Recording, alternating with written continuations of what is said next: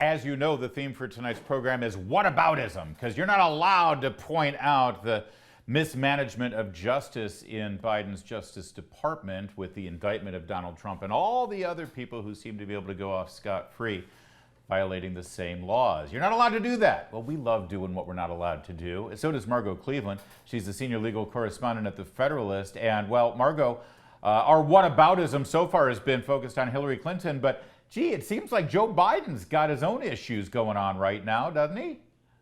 Oh, does he ever? And when you talk whataboutism, let's compare what was done with Trump, which was the moment he left the Oval Office, they launched this document hoax to get him, versus what they did when there was a well-regarded, highly credible, confidential human source who told the FBI that the owner of Burisma bribed Joe Biden $5 million, Hunter Biden $5 million for policy decisions.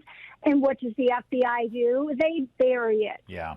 Now, that is a lot of what about something. Yeah, it sure is, Margot. And, of course, that story developed last week when members of Congress finally got to see this infamous FBI 1023 document. And then, lo and behold, within hours, the world knew that Donald Trump was about to be indicted. That timing seems really coincidental.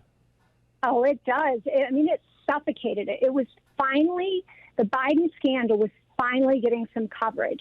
On Tuesday, I had broken the story that former Attorney General William Barr had sent at 1023 to Delaware. So I'm not sure if he sent the actual document or if the DOJ sent the referral and said, hey, there's this document, you need to check it out.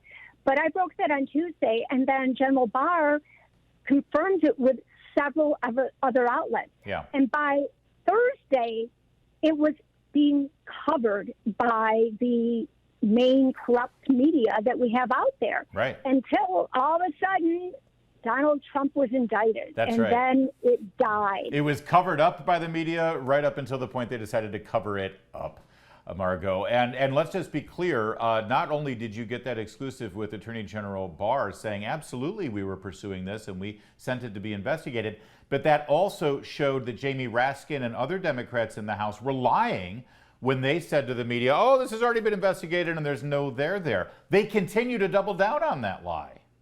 They did, and today I have a piece up on that they actually quadrupled down on it because Raskin said that. Barr came out and said, no, Raskin's confused. He didn't understand what was going on. So that was him tripling down. Yeah. And then you also had another Democrat member of the House go on Fox News and saying, no, Barr doesn't know what he's talking about. This was closed out by his guy, Scott Brady. And Raskins also, after Barr said it, came out and said, well, he's now trying to minimize what Brady was doing for an assessment. And my piece today makes very clear that is not the case by looking at the contemporaneous documents from 2020 when Barr announced what was going on. And what was going on was there was a lot of crap coming out of Ukraine, and Barr was not trying to help Trump. He was trying to actually help Biden to make sure that we didn't have investigations of crap like the Steele dossier. Right. He sent it to Scott Brady, who was the U.S. attorney from the Western District of Pennsylvania. All his assessment was this disinformation or not? Then it was going to go to whichever U.S. attorney's office was handling an already predicated investigation.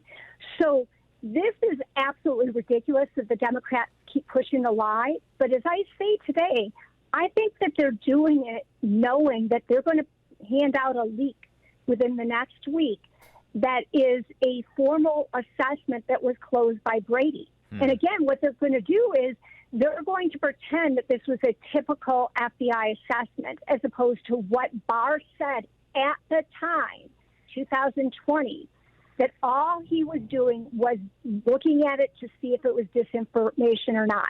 Right. Once Brady made his determination, he was done. It was time to close it out and send it on. And That's that's what Barr remarkable. said they did. That's remarkable. You know, just figure it out if it's disinformation. Oh, no, it's not disinformation. It's valid. Oh, okay, just ignore it then. What the hell? Right. I mean, it's an allegation against the then vice president that he took money as a bribe for the change in foreign policy. Margot, it's great stuff, and I commend your article to all of our readers. I'd also like to go back to one other article you recently wrote over the weekend, and it has to do with what this indictment really is. You've worked for nearly a quarter century in the federal judiciary system. You know your way around a piece of legal paperwork like this. You read the indictment. Is it fair to say that the real intention here may have less to do with convicting Donald Trump of a crime? It has more to do with really meddling in the election. This document is really an attempt to supersede the people's position and will when it comes to choosing their next president. Well, it's not just this document. It is everything that has happened since Trump came down the escalator. And you see this with what happened with the launch of Crossfire Hurricane, which Durham said there was no basis to predicate that. You saw that when they did the first impeachment hoax with Ukraine. You saw that with what's going on right now, but not like right now.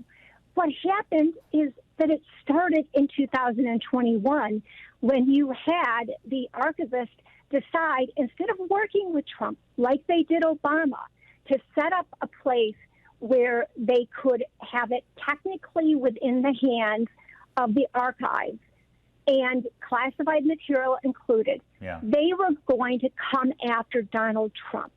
So there's a double standard going on, but that double standard started the day Trump left the Oval Office.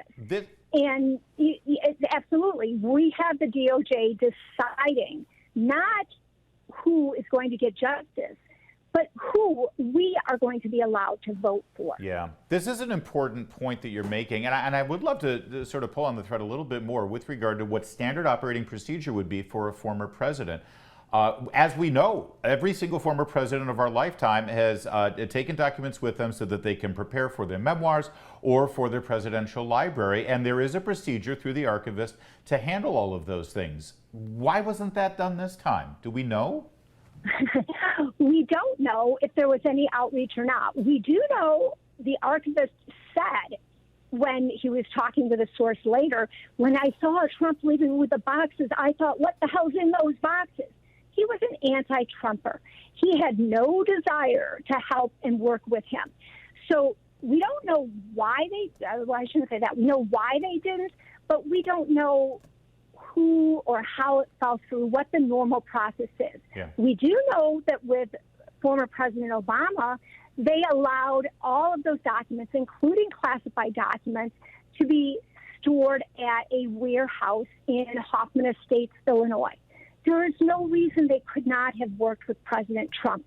If the desire was to work with a former president with the respect due a commander-in-chief, as opposed to what they did, which was to try to destroy the man who we were not allowed to elect. Right.